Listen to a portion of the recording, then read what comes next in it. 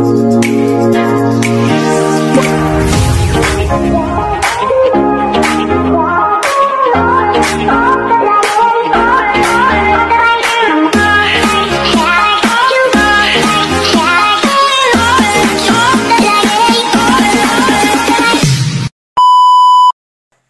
up guys? So, ngayong gabi, magluluto tayo ng chicken ulit. Chicken ulit, no? So, ako muna nag-video kasi nga, busy yung may-ari ng ano na to. So, ako na muna dito sa kusina. Change muna kami kasi may ginagawa ko siya. So, magluluto tayo ngayon ng chicken. Ibahin naman natin yung luto kasi hindi pa kami nakapagluto ng adobo. So, ito yung chicken. Yan, lalaki. So, kailangan ko siyang i-cut in half kasi hindi ka siya sa bunganga namin. Joke lang. Ako natawa sa joke ko. Hayaan nyo na.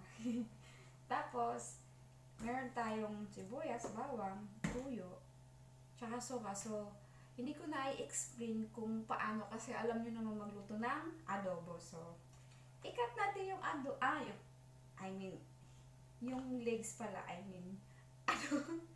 Yung legs. Pasensya na kayo.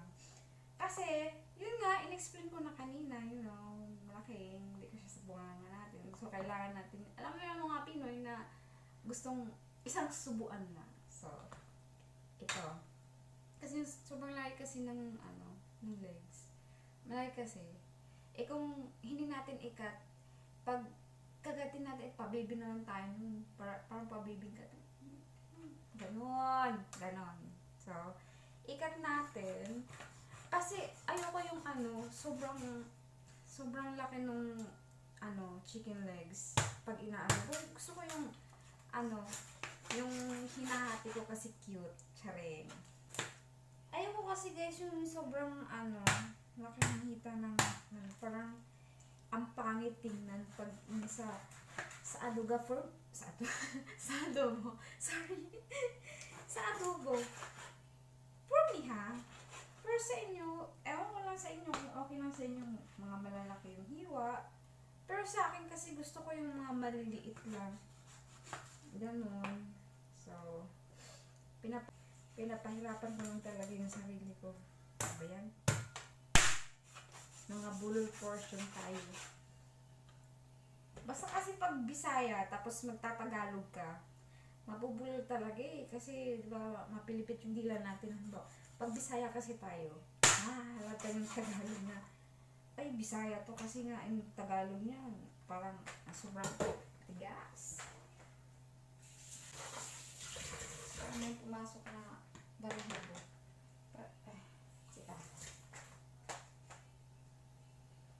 May pumasok na balahibo sa aking eyes. So, the next, iba na lang natin yung kasi,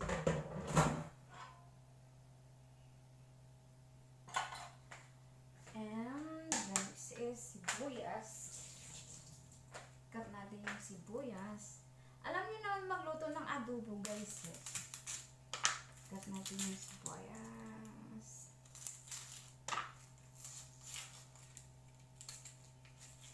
Kailangan natin ng hugasan kasi pag hindi natin hugasan, maiiyak ka. Kasi nga sobrang tapang mong red onions. Ay, yun na nga, tumalsik na. Kaya yun yung dahilan guys kung bakit maluluha kapag yung maghahati ka ng sibuyas. Kasi nga sobrang tapang ng amoy niya. Tsaka pag hiniwa mo siya, tatalsik yung mga niya. Kaya masakit sa mata. Yung akala mong inaaway ka. Kasi bigla ka lang iiyak. Sabi. Ow! Oh my. Wow ah. Yan. Na yung kuko.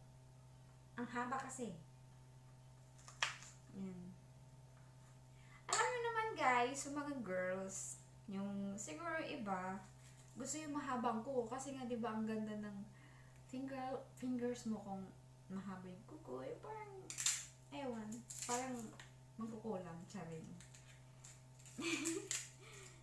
Ako lang yung natawa sa ko, sa joke.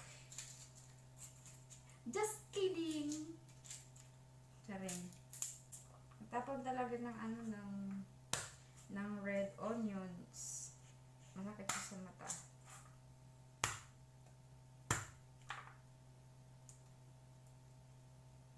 Oh my god.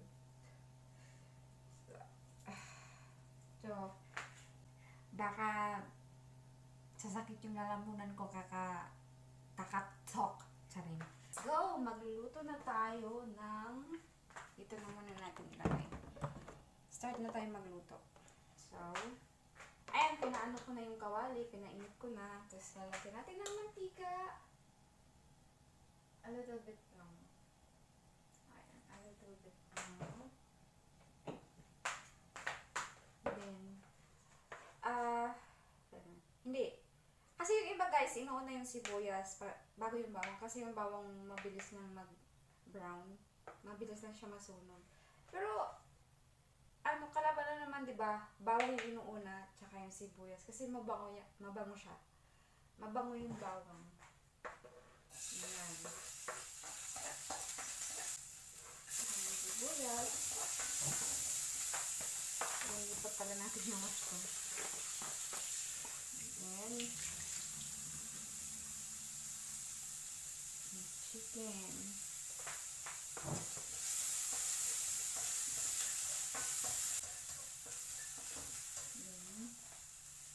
Yung chicken. Dito. Pero minsan guys, pag nagluluto ako ng adobo hindi siya i-gigisa. Diretso na lang siya sa sa kaldero o kawali. Tapos ilalagay yung mga ingredients. Yun.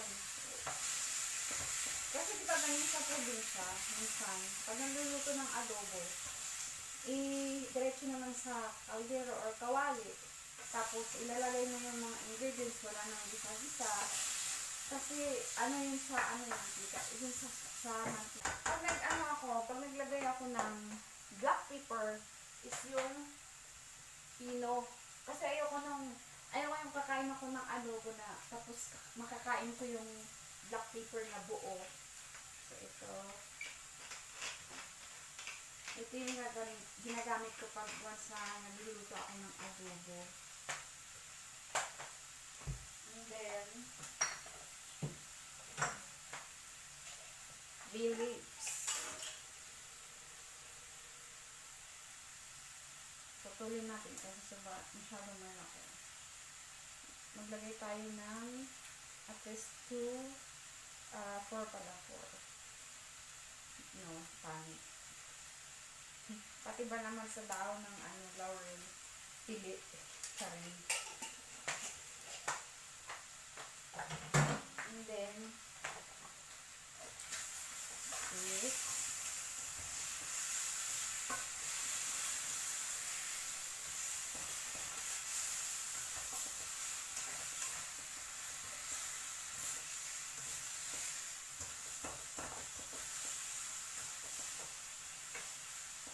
And then, pag nag-adobo naman ako guys, yung nilalagay ko is,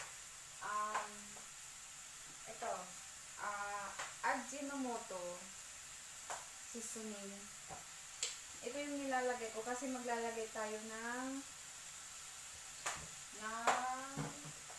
suka. Ang gusto ko kasi sa adobo is hindi siya maputla. Gusto ko yung brown na na adobo. Ayoko yung maputla. Tuyo. At saka gusto ko yung adobo na kasi di ba yung iba gusto may sabaw. Ako naman, gusto ko yung may yung dry. Gusto ko yung dry na adobo. So, ito na. Lagay na tayo ng tuyo. And then, vinegar.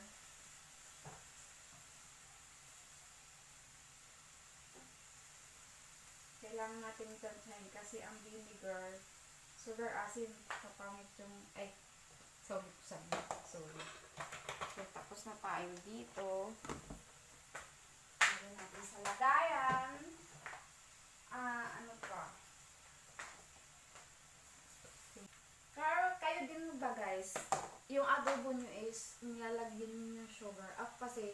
nilalagyan ko ng konting sugar kasi parang dumalagdag yung lasa pag lagyan mo ng konting sugar.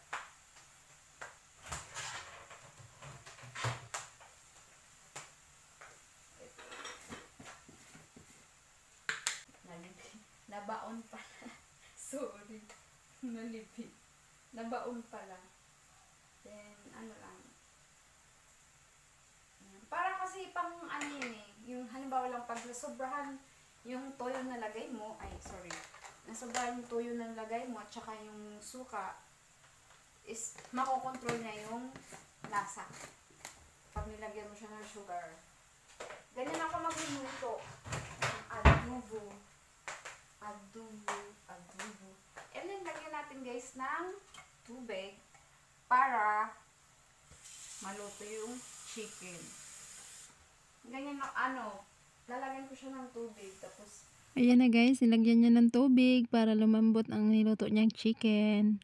Pagkatapos lagyan ng tubig, ayan, imimix na niya yan. Ayan.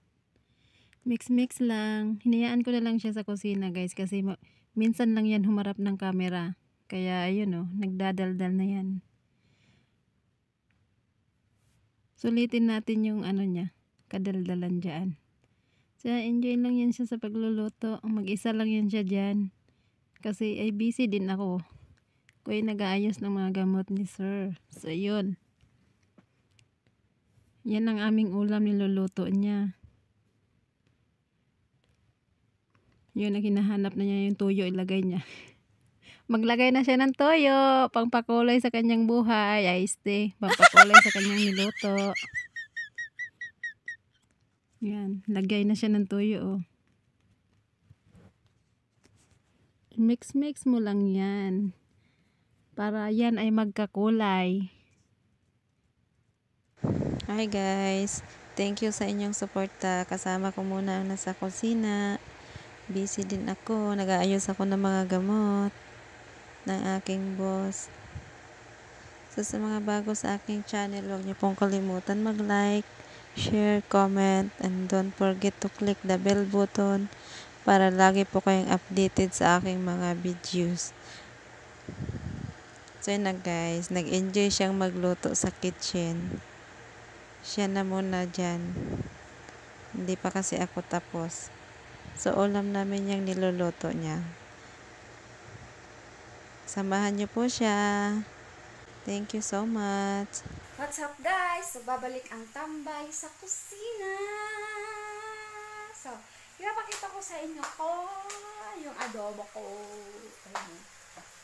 Oh, di ba nag-caramelize siya? Ang itim. Kareng. Abangan niyo po ang part 2 ng bidyong ito. Ayan na guys, yung niluto kong adobo. O, diba? Hindi siya sunog guys. Sa malayo lang siya, tingnan niyo sa malapit. O, pag sa malayo siya, ang itim.